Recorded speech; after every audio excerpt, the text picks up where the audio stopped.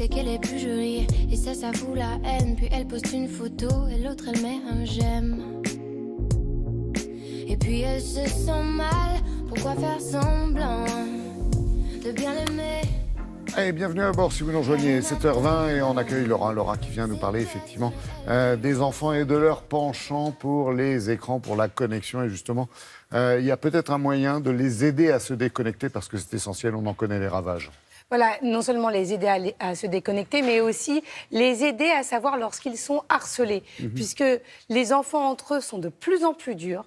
Et finalement, l'apparence physique est quelque chose qui devient primordial sur les réseaux sociaux. Donc, il y a des jeunes filles qui se font insulter, qui se font harceler parce que leur apparence physique ne convient pas aux normes. Il y a des garçons aussi, ça concerne un enfant sur 10, le harcèlement scolaire en France. À mon avis, ces chiffres sont en dessous. Chez nos voisins en Allemagne, c'est 1 sur 6.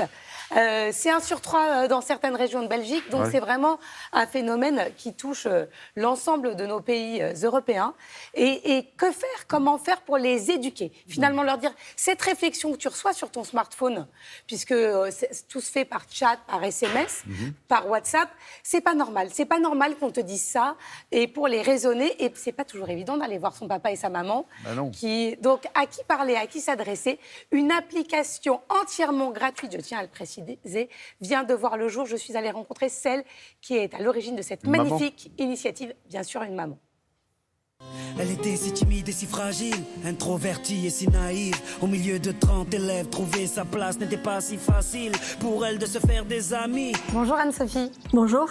Comment est né votre projet qui est plus que vertueux puisqu'il lutte contre le harcèlement à l'école? J'ai travaillé sur les usages de l'Internet et notamment les usages de l'Internet par les enfants.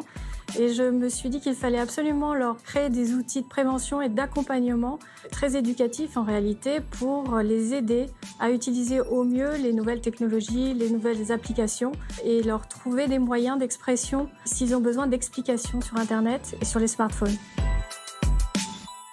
Comment vous vous positionnez par rapport au numéro qui a été créé par le gouvernement ? L'application, c'est un dialogue par image, donc l'enfant surfe sur Internet, il peut être confronté à des contenus qu'il ne sait pas interpréter, et en fait, la génération des natifs digitales, ils ont besoin de savoir tout de suite.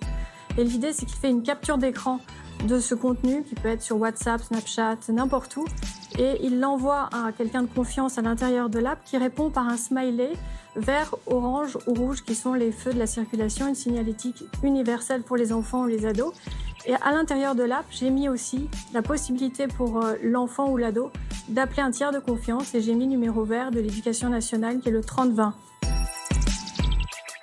Est-ce que c'est l'enfant qui est entièrement responsabilisé ou est-ce que le parent, s'il reçoit trop de signaux rouges, va être alerté aussi? C'est les deux. L'enfant peut signaler ses contenus et demander une interprétation à quelqu'un de confiance, mais il peut aussi appeler le 3020 s'il n'a pas envie d'expliquer son mal-être à quelqu'un qu'il connaît, mais qui veut l'exprimer auprès de quelqu'un qu'il ne connaît pas. Ça, c'est plus facile parfois. Et puis aussi, j'ai mis un numéro, le 112, qui est le numéro de la police si vraiment il est en danger.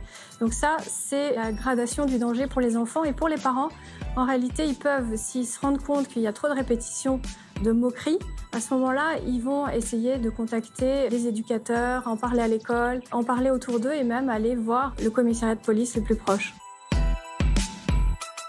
Et l'application est payante ? Elle est gratuite au téléchargement. J'ai voulu simplement financer moi-même cette application sans avoir de velléité de gagner de l'argent. C'est simplement créer un outil d'aide, de prévention au harcèlement parce qu'il y a beaucoup d'enfants qui de plus en plus sont dans un mal-être et dans ce qu'on appelle la loi du silence, n'expriment pas leur mal-être. Et c'est très important que la technologie d'aujourd'hui soit accompagnée d'outils d'aide au développement des enfants et à leur bien-être surtout. Donc j'ai fait ça simplement par engagement. Merci beaucoup Anne-Sophie. Merci. Ouais, ça évite, Laura, de leur supprimer carrément les écrans, quoi. Voilà, exactement, puisque de toute façon, on sait qu'ils ont tous, à partir de la 6e, en général, un smartphone.